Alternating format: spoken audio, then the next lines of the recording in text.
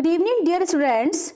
Today we are going to discuss about the new chapter, that is the romance of reading. This is the unit 3 of communication skills first. The chapter is romance of reading. So let's start the chapter.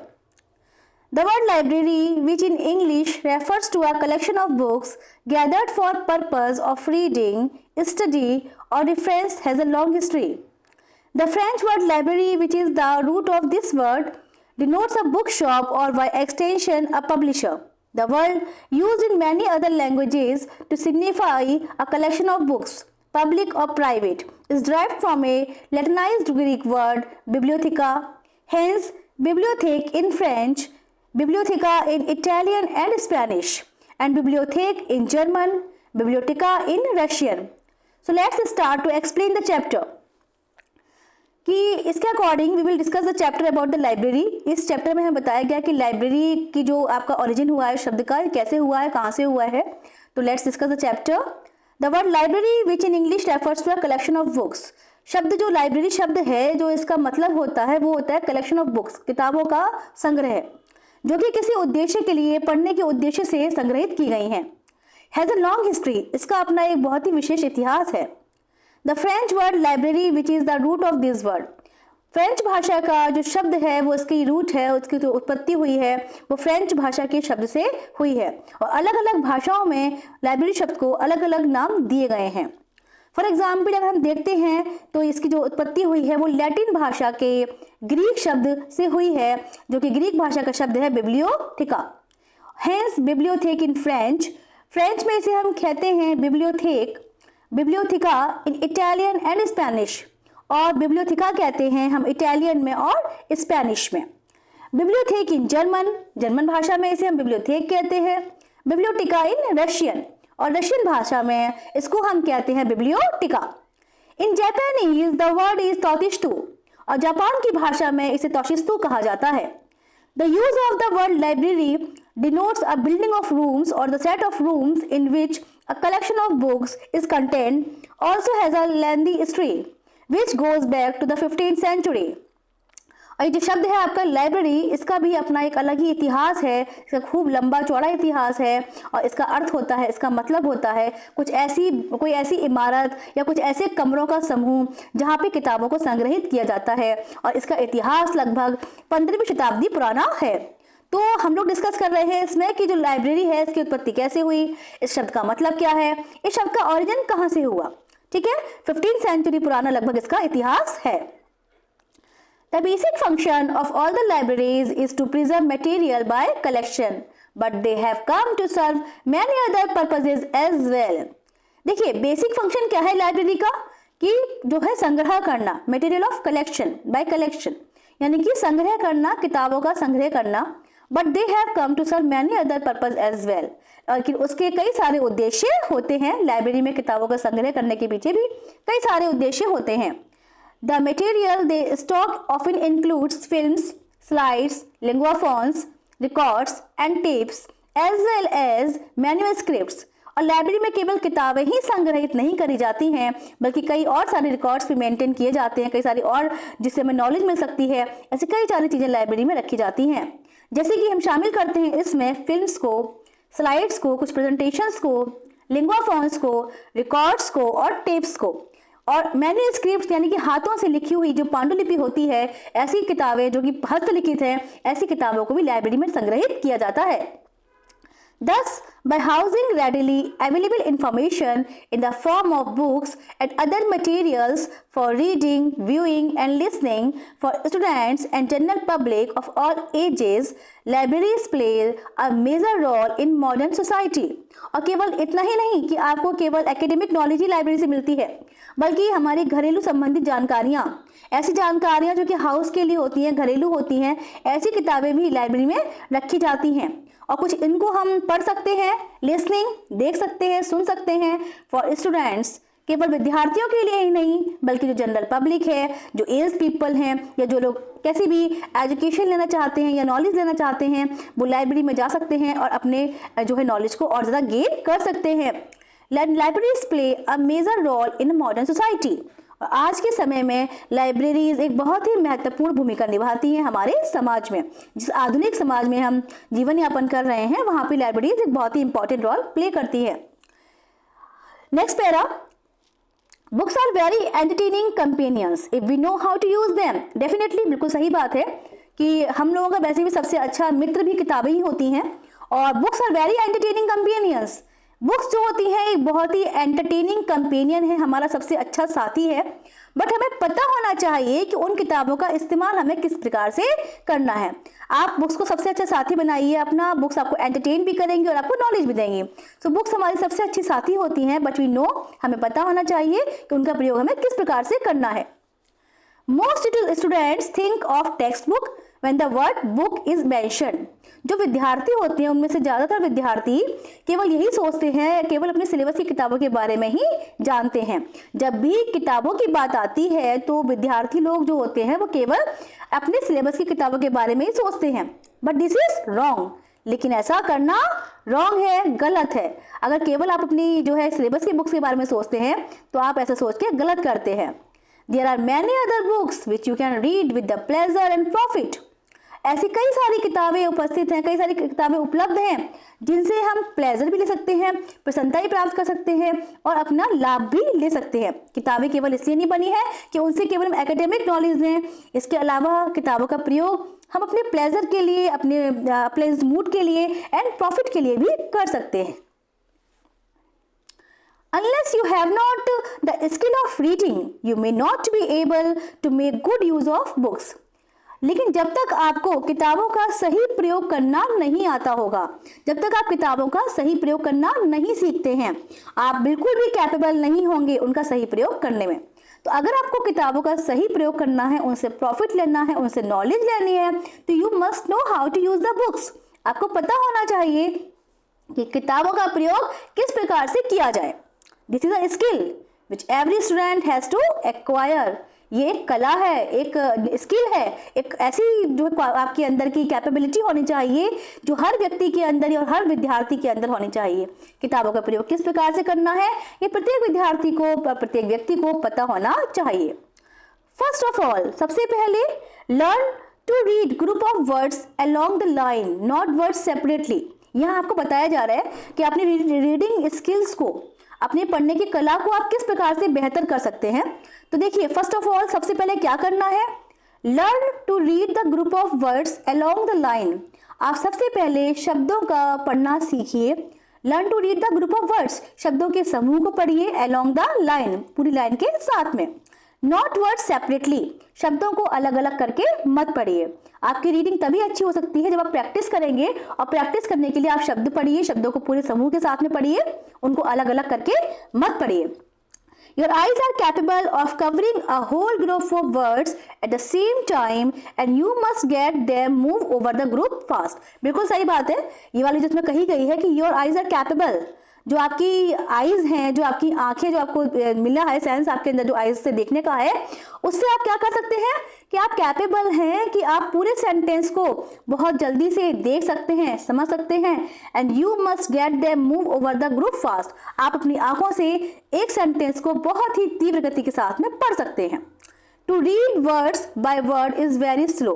अगर आपकी reading skills आपको अच्छी करनी है, अगर आपको reading इस प्रकार से करना नहीं आता है, तो सबसे पहले करना क्या है कि शब्दों को धीमे धीमे पढ़िए, उनका जो उच्चारण कर रहे हैं, जो प्रोनाउंसिएशन कर रहे हैं, उनको आराम से पढ़िए। Make your eyes move Fairlie fast over the lines. उसके बाद अपनी आईज से एक फास्ट के साथ में, एक रैपिडली आप उसको लाइन्स को पढ़िए, मतलब तीव्र गति के साथ में उसके बाद उसको पढ़िए। इफ यू नीड टू, अगर आपको जरूरत है तो।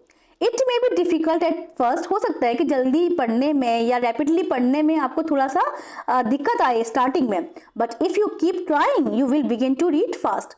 लेकिन अगर आप ऐसा करते रहते हैं, आप अपनी हैबिट बनाते हैं, आप प्रैक्टिस करते हैं रोजाना पढ़ने की, तो आप क्या करेंगे, आप कैपेबल हो जाएंगे तीव्र गति के साथ में पढ़ने में, यानी कि आपकी जो रीडिंग स्किल्स हैं वो एनहेंस हो जाएंगी और आपकी रीडिंग स्किल्स और बेहतर हो जाएंगी। Okay, A common fault in our students nowadays is the habit of reading aloud। definitely भाई, आज के जो हमारे विद्यार्थी हैं इनमें एक कॉमन फॉल्ट है। कॉमन फॉल्ट मतलब एक सामान्य से एक आप कह सकते हो कमी है, वो ये है कि is the habit of reading allowed. वो जोर जोर से पढ़ते हैं, उनके जो पढ़ने का तरीका है, जो टेक्निक वो यूज कर रहे हैं अपनी स्टडीज के लिए, वो ये है कि वो कोई भी चीज याद करते हैं, समझते हैं, तो वो उसको जोर जोर से दोहराते हैं, पढ़ते हैं।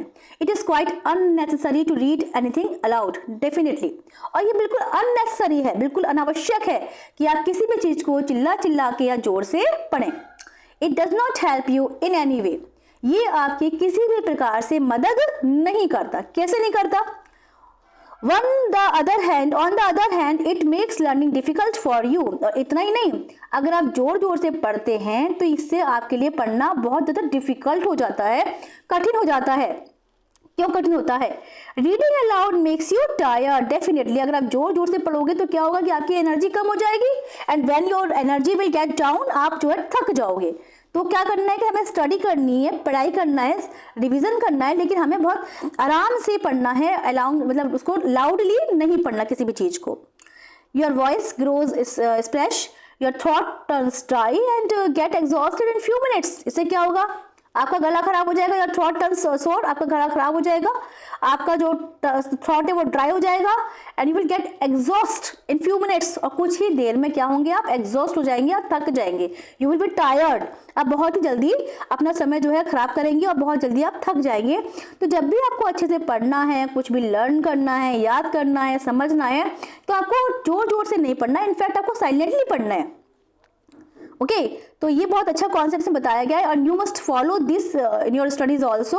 आप लोग इसे अपनी स्टडीज में फॉलो कीजिए, ताकि ये कॉन्सेप्ट अगर आप फॉलो करेंगे तो आपकी भी रीडिंग स्किल्स इनहेंस ही होंगी। तो चैप्टर बहुत यूजफुल है, आप लोगों के लिए वर्थफुल है। Silent reading, on the other hand, helps you to conserve your energy, makes you concentrate on the subject, and helps you to read faster. अब वो बताया जा रहा है चैप्टर में कि जो साइलेंट रीडिंग होती है, यानी कि मन में पढ़ना, आपको पढ़ना है को, लेकिन आपको चिल्ला चिल्ला के नहीं पढ़ना उस किताब को, उस नॉवेल को, या जो भी आप पढ़ रहे हो, आपको साइलेंटली पढ़ रहा है। उससे क्या होता है कि आपकी जो एनर्जी है वो कंजर्व होती है, आपकी जो आप टायर्ड नहीं होते हो, आप थकते नहीं हो। Makes you concentrate on the subject, आप जो भी पढ़ रहे हो उस पर ज़्यादा अच्छे से आप एकाग्रचित होकर उसे पढ़ सकते हो, कॉन्सेंट्रेशन उस पर अपना अच्छा लगा सकते हो, and helps you to read faster. और इसके अलावा आप तीव्र गति से उस चीज़ को पढ़ सकते हैं जो भी आप पढ़ रहे हैं। मतलब कि आपको अलाउडली नहीं पढ़ना, लाउडली कुछ भी नहीं पढ़ना, आपको सिर्फ साइलेंट रीडिंग का प्रयोग करना है। और डेफिनेटली अगर आप इसको यूज़ करोगे तो आप टायर्ड भी नहीं होगी, आपका गला भी खराब नहीं होगा, और आपके आसपास में जो और लोग भी अगर स्टडी कर रहे हैं, कुछ भी कर रहे हैं, वो भी डिस्टर्ब आपसे नहीं होंगे। You see, your eyes can move fast over the words, but your tongue cannot form the words and speak them equally fast. Definitely. अभी बता रहे हैं इसमें कि you see, आप देखते हैं, अगर आप ऐसा करिए, अभी आप अपने ऊपर अप्लाई कीजिए, अगर आप ऐसा करते हैं तो आप क्या ऑब्जर्व करोगे? Your eyes can move fast, कि आपकी जो आंखें हैं वो ज़्यादा ही तीव्र गति के साथ में चीज़ों को पढ़ सकती हैं। मतलब आपकी जो आईज की स्पीड है स्टडी करने की, रीड करने की, वो फास्ट है आपकी टंग से ज़्यादा। आपकी टंग उन शब्दों को उतना स्पीड से नहीं बोल सकती, उतना फास्टली नहीं बोल सकती, लेकिन आपकी आंखें उस सेंटेंस को बहुत ही तीव्र गति के साथ में पढ़ने के लिए कैपेबल हैं।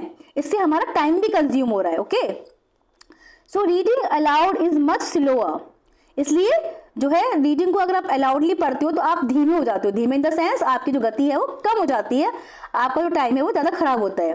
वेरी टायरिंग, इससे आपको थकावट होती है, आपका टाइम खराब होता है ना, और and probably quite useless most of the time. और इसके अलावा जो ये है कि ये बिल्कुल यूजलेस है, इसका कोई फायदा नहीं है।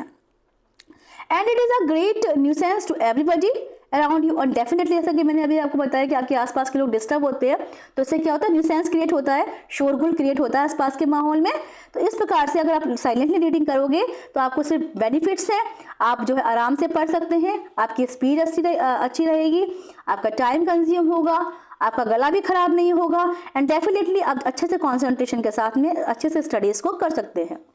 So learn to read silently and you will read faster and faster. इसलिए ज़रूरी है कि आप धीमे धीमे पढ़िए, मन में पढ़िए, and you will read faster and faster.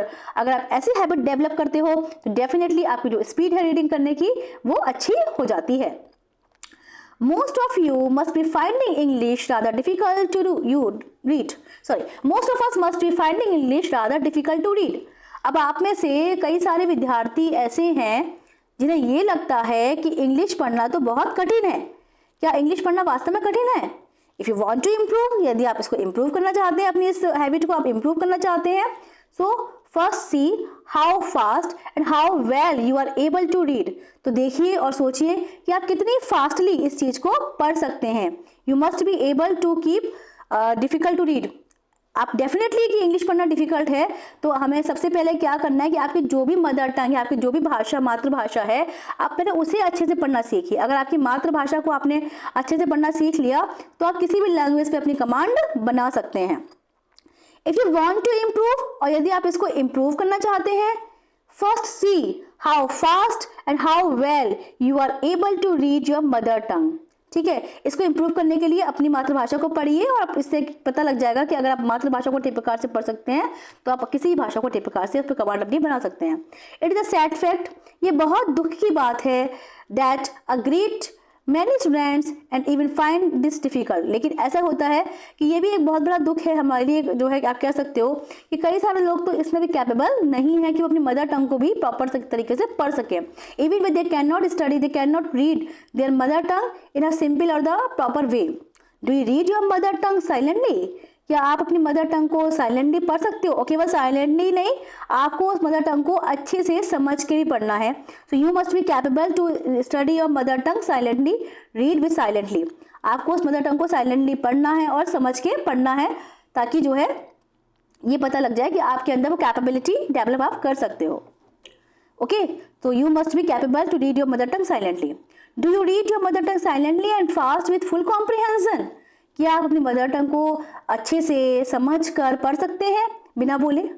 If not, यदि नहीं, learn to do that first. सबसे पहले ये काम करना सीखिए। सबसे पहले अपनी मदर टंग को पढ़ना सीखिए। अगर आप कैपेबल हैं तब आप इंग्लिश को पढ़ सकते हैं या अदर लैंग्वेजेस को पढ़ सकते हैं। Unless you can not read efficiently in your mother tongue, you will not be able to read well in English. जब तक आप अपनी मदर टंग को ठीक प्रकार से नहीं पढ़ते, आप कैपेबल नहीं होंगे इंग्लिश भाषा को पढ़ने के लिए। आप इंग्लिश लैंग्वेज को नहीं पढ़ सकते ठीक प्रकार से, बिकॉज इंग्लिश तो अपने आप में एक फॉरेन लैंग्वेज है, एक जो है विदेशी भाषा है। The more you read in the mother tongue, the more you will be able to read in English. The more you read in mother tongue, जितना अच्छा या जितने बढ़िया तरीके से, जितने अच्छे प्रोनाउंसिएशन के साथ में आप अपनी मातृभाषा को पढ़ते हैं, उतना ही अच्छी तरीके से आप इंग्लिश को भी पढ़ना सीख जाएंगे। आप कैपेबल हो जाएंगे उसको पढ़ने के लिए। Okay, next para. Reading is a skill, पढ़ना एक कला है, विच इम्प्रूव्स विथ प्रैक्टिस, जिसे हम प्रैक्टिस से सुधार सकते हैं। जितनी हम प्रैक्टिस करते हैं उतने उसमें हम एक्सेल हो जाते हैं। द मोर यू प्रैक्टिस, जितनी ज़्यादा आप प्रैक्टिस करते हो, the more skill you acquire, आपको उतनी ज़्यादा स्किल्स मिल जाती हैं। मतलब practice makes a person perfect, भी से ना।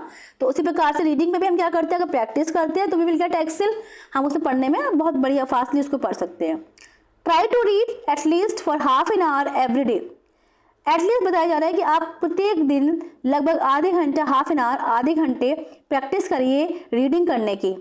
Your reading skill will grow faster, stronger and sharper in a few months. आप देखेंगे कि आपकी जो रीडिंग स्किल्स हैं वो इन्हेंस हो जाएंगी और कुछ ही समय में आप बहुत ही अच्छे तरीके से, कुछ ही मंथ्स में बहुत ही बढ़िया तरीके से आप रीडिंग करना सीख जाएंगे। Okay, the next para. Valuable books by authors, both ancient and modern, are available in all the libraries and schools. यानी कि हमारे स्कूल्स की जो लाइब्रेरीज़ हैं या जो अदर लाइब्रेरीज़ हैं, वहाँ पे बहुत ही अच्छे अच्छे राइटर्स की बहुत ही मतलब मूल्यवान किताबें प्रेजेंट हैं। वहाँ पे कई सारे पुराने और मॉडर्न दोनों प्रकार के राइटर्स की जो है मूल्यवान किताबें अवेलेबल हैं। It is almost as though these great authors are waiting patiently for us to go and talk to them. ऐसा लगता है, इट इज़ ऑलमोस्ट, ऐसा लगभग इसका मतलब ये है कि ऐसा प्रतीत होता है कि वो जो ऑथर्स हैं, वो जो राइटर्स हैं, जो लेखक हैं, वो बड़े ही पेशेंटली, धैर्य के साथ में हमारा वेट कर रहे हैं, इंतज़ार कर रहे हैं कि हम लोग जाके उनकी किताबों को पढ़ेंगे। So reading a book is like to talking its author. Definitely अगर आप किसी किताब को पढ़ते हो तो उसका मतलब ये है कि आप उसके ऑथर से बात करें, क्योंकि ऑथर क्या है, लेखक है, लेखक उसमें अपने विचार लिख रहा है। तो reading the book is like to talking to its author. किताब को पढ़ने का मतलब ये है कि उसके ऑथर से, उसके राइटर से बात करना। Okay, the authors are ready to share their knowledge, their wisdom, their wit and humor and their emotion. Author क्या है, तैयार है कि वो अपनी नॉलेज को, अपनी विजडम, अपनी बुद्धिमानी को, अपनी जो है आप कह सकते हो अपनी हंसी मजाक, इमोशंस, फीलिंग्स जो भी उसके अंदर हैं वो प्रॉपरली आपके साथ में शेयर करने के लिए तैयार है. विद एनी रीडर, उस प्रत्येक रीडर के साथ में who cares to open their books, जो ये परवाह करते हैं, उनकी किताबों को पढ़ते हैं, उनके लिए समय निकालते हैं, वो उनसे बात करने के लिए ऑथर हमेशा तैयार रहते हैं, अपनी फीलिंग्स को उनके साथ में शेयर करते हैं. It will be a great loss to us, और डेफिनेटली ये हमारे लिए बहुत ही बड़ा लॉस होता है if we don't read the books that are waiting for us. यदि हम उन किताबों को नहीं पढ़ते जो कि हमें पढ़नी चाहिए, तो ये डेफिनेटली हमारे लिए एक लॉस होता है, हमारा ही नुकसान इसमें होता है. इसलिए हमेशा हमें उन किताबों को पढ़ना चाहिए जो किताबें हमारे लिए बनी हैं या जिन्हें हमारे लिए रखा गया है. उन किताबों को हमें हमेशा अच्छे से पढ़ना चाहिए जो हमारा वेट कर रही हैं. It will be a great loss to us if we don't read the books that are waiting for us. इसमें उनका नुकसान नहीं है, नुकसान किसका है, नुकसान हमारा है यदि हम उन किताबों को समय नहीं देते. फाइनली अंत में अगर बात करते हैं तो all books are not to read in the same way. अब बता रहे हैं कि सभी किताबों को ना आपको एक तरीके से नहीं पढ़ना. अब ये टेक्निक आपको बताई जा रही है कि किस किताब को कितना समय देना है और किस किताब को किस प्रकार से आपको पढ़ना है students. So finally all the books are not to be read in the same way. इंत में हम इतना बताना चाहेंगे कि सारी किताबें एक तरीके से नहीं पढ़ी जाती. Some books, text books and books containing important information should be read carefully. We may even read them 2 or 3 times. कुछ किताबें ऐसी होती हैं जिनको हम जो है 2 से 3 बार पढ़ते हैं. देखिए सब किताबें एक तरीके से नहीं पढ़ी जाती. किसी किसी किताब में बहुत इंपॉर्टेंट इन्फॉर्मेशन है, ऐसी इन्फॉर्मेशन है जो कि बहुत हमें ध्यान से पढ़नी है, केयरफुली पढ़नी है. तो ऐसी किताब को आपका एक बार पढ़ने से काम नहीं चलेगा. ऐसी बुक्स को पढ़ने के लिए कम से कम 2 से 3 बार का समय लगेगा. And we have to grasp all the points. तभी जाके हम जो इसके इंपॉर्टेंट पॉइंट्स हैं उनको समझ पाएंगे, उनको जो है अच्छे से कॉन्सेंट्रेट कर पाएंगे. So understand all the relationships of the points and know fully what the book contains. अगर आप 2 से 3 times इन किताबों को पढ़ते हैं तभी आप जो भी उसमें इंपॉर्टेंट पॉइंट्स बताए गए हैं तभी आप उन्हें पढ़ पाएंगे, उन्हें समझ पाएंगे और उन पे अपनी पकड़ बना पाएंगे. This is intensive reading. यहाँ पे हमें इस रीडिंग को बताया गया इंटेंसिव रीडिंग. इंटेंसिव का मतलब यहाँ पे है कि मन लगा के उसको मतलब जो है इंटेंसिवली डीपली स्टडी करना, डीपली उसको रीड करना. ओके, तो ये एक भी प्रकार की रीडिंग हुई, एक टाइप ऑफ रीडिंग हुआ intensive reading which means to study deeply about the topics. यानी कि जहाँ पे हमें टॉपिक्स के बारे में डीपली स्टडी करना है और बहुत अच्छे से उन टॉपिक्स को पढ़ना है. Okay, there are story books and books on travels. यहाँ पे कई सारी किताबें हैं, स्टोरी बुक्स हैं, ऐसी किताबें हैं जो एडवेंचर से बनाई गई हैं, स्टोरीज पे बनाई गई हैं, एक्सप्लोरेशन पे बनाई गई हैं and so on. We may use the method of extensive reading for these books. और ऐसी किताबों के लिए हम दूसरी रीडिंग का प्रयोग कर सकते हैं जो कि कौन सी है, एक्सटेंसिव रीडिंग. अब देखिए दूसरा टाइप आ गया रीडिंग का इसमें जो कि क्या है, एक्सटेंसिव. पहला था इंटेंसिव. इंटेंसिव का मतलब क्या बताया कि आपको डीपली स्टडी करना है. ओके, डीपली स्टडी करना है आपको. जैसे आपके सिलेबस की बुक्स हैं, सिलेबस की बुक्स को आप एक बार पढ़ेंगे तो काम नहीं चलेगा, लेकिन आपको 2 से 3 बार उन पर स्टडी करना पड़ेगा, तब जाके वो चैप्टर आपको क्लियर होगा, वो कॉन्सेप्ट आपको क्लियर होगा. अब ये नेक्स्ट बता रहे हैं एडवेंचर्स की किताबें हैं, कहानियां हैं जो हम प्लेजर के लिए पढ़ रहे हैं, टाइम पास के लिए पढ़ रहे हैं. उसके लिए हमें एक बार पढ़ना काफ़ी है. अगर आप एक बार कोई स्टोरी पढ़ लेते हो या एक बार कोई प्ले पढ़ लेते हो तो आपको दोबारा उस पर टाइम देने की आवश्यकता नहीं है. तो उसके लिए जो रीडिंग हमने प्रयोग करी वो कौन सी रीडिंग है, वो है हमारी extensive reading. Okay, now here one fast reading is enough for we don't have to remember all the details and answer question on them. Definitely. अब वो एक्सटेंसिव रीडिंग के लिए हमें केवल एक बार ही रीड करना जरूरी है, क्योंकि उन्हें पढ़ने के बाद उन पे हमें आंसर्स नहीं करने, कोई एग्जाम हमें क्लियर नहीं करना उनको लेके. इन लेटर लाइफ, आपकी बात की जो लाइफ होगी उसमें जो भी आप रीडिंग करोगे और kind will be of this kind, वो इसी प्रकार की होगी. यानी कि later on when your studies will get complete, जब बाद में आपकी स्टडीज कंप्लीट हो जाएंगी आपकी लाइफ में, then you will do extensive reading, because आप अपने प्लेजर के लिए, अपने प्रॉफिट के लिए जो रीडिंग करोगे वो आपकी एक्सटेंसिव रीडिंग कही जाएगी. अब रीडिंग का तीसरा प्रकार बताया जा रहा है. अब 3 प्रकार की रीडिंग हो गई आपके according, intensive, extensive and now comes the skimming. Okay, there is also a third type of reading that is skimming. This is not to be used where we want to find out whether a book is interesting and useful or not. अब ये जो तीसरी reading है इसको हमने कहा है skimming. Skimming का मतलब आप कह सकते हो this is to be use when we want to find out whether a book is interesting और यूजफुल नॉट, जिसे हम स्कैनिंग कह सकते हैं। इसका मतलब एक ऐसी रीडिंग कि आप किताब को परचेज करने गए या किताब हमने उठाई एक पढ़ने के लिए और उसको हियर एंड देयर स्टडी किया, इधर उठा के कुछ पन्ने पलट लिए, उधर उठा के कुछ पन्ने पलट लिए, केवल हम ये उसमें आप वो कर रहे हो, वैल्यूट कर रहे हो कि ये जो किताब है इज बेनिफिशियल फॉर अस और नॉट, कि किताब हमारे लिए काम की है या नहीं है। तो इसके लिए जिस रीडिंग का हमने प्रयोग किया उसे हम कहते हैं skimming. This is to be used when you want to find out whether a book is interesting and useful or not, और इसके लिए जो भी इंटरेस्टिंग और यूजफुल है कि नहीं ये रीडिंग ये हमको ये बताता है। In this kind of reading we read the book fast and we read only a paragraph here and there. इसमें हम क्या करते हैं कि हमने एक पैराग्राफ इधर पढ़ लिया, एक पैराग्राफ उधर पढ़ लिया, ये डिसाइड करने के लिए कि किताब हमारे लिए कितनी बेनिफिशियल है। परहैप्स अ पेज और टू एट इंटरवल्स, इधर एक पेज पढ़ा, उधर एक पेज पढ़ा, कुछ पेजों को छोड़ के आगे के पेज पे आप बढ़ गए, तो ऐसी रीडिंग को हम कहते हैं स्किमिंग। तो बच्चों रीडिंग को 3 कैटेगरीज में डिवाइड किया गया, intensive, then extensive and then the next one is the skimming. Okay, तो इस तरीके से रीडिंग को 3 पार्ट्स में डिवाइड किया गया है। In other words we take samples from the book. Skimming में हम सैंपल्स ले सकते हैं किताबों के। Of course we may not fully what the book contains but we will know whether we will like it और not. We can read if we like the samples. Of course इन किताबों को हमें पूरे तरीके से नहीं पढ़ना, केवल एज अ सैंपल हम पढ़ते हैं कि ये किताबें हमारे काम की है भी या नहीं। तो इसलिए इस तरह की रीडिंग को कहा जाता है स्किमिंग कहा जाता है। Reading is perhaps the most valuable habit.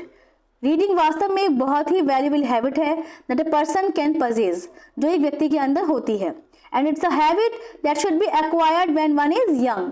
और ये प्रत्येक व्यक्ति को अपने अंदर डेवलप करनी चाहिए जब वो बहुत यंग हो, मतलब अपनी युवा अवस्था में ही डेवलप कर लेनी चाहिए।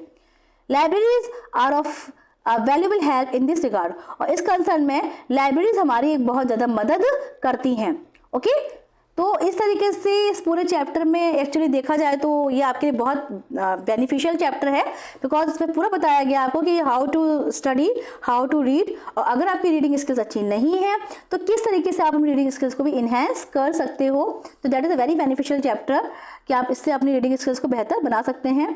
अब इससे रिलेटेड कई सारे क्वेश्चन एंड आंसर्स आपको प्रोवाइड किए गए हैं जो चैप्टर में से दिए गए हैं। जैसे पहला हमारा क्वेश्चन है कि what are the benefits of reading words group over the individual words. What does reading skill mean, मतलब क्या होता है रीडिंग स्किल का। तो देखिए, reading is a crucial skill that allows individuals to understand written content. Reading एक ऐसी skill है जो प्रत्येक इंडिविजुअल को कंटेंट पढ़ने के लिए उसके अंदर प्रोफिशिएंसी क्रिएट करती है, कुशलता उसको बनाती है, और वो इस प्रकार से अगर रीडिंग करता है तो किताबों का सही यूज़ कर सकता है, अपने अंदर एबिलिटी क्रिएट कर सकता है उनको आराम से और समझ के पढ़ने की, and concentrating on the words group rather than the single words is essential। इस प्रकार से वो केवल शब्दों के खाली अकेले शब्दों को सेपरेटली नहीं पढ़ेगा बल्कि शब्दों के समूह को ध्यानपूर्वक पढ़ता है। तो रीडिंग एक ऐसी स्किल है जिससे कि आप रीडिंग स्पीड को अच्छा कर सकते हैं और कॉन्सेंट्रेशन के साथ में स्टडी अपनी कर सकते हैं। The next question is why is reading allowed when often discouraged, or why is reading allowed considered unnecessary। Many students form the habit of reading allowed. कई सारे स्टूडेंट्स में लाउडली चीज़ों को पढ़ने की हैबिट होती है जो कि बिल्कुल अभी बताया था आपको अननेसेसरी है। और आज के टाइम में अगर आपको अच्छे से पढ़ाई करनी है, अपने टाइम को वेस्ट नहीं करना है, अपने थ्रॉट को भी सही रखना है, तो you must B read silently. Modern education views reading allowed is unnecessary habit. Modern education system में इसको बिल्कुल अननेसेसरी माना गया है।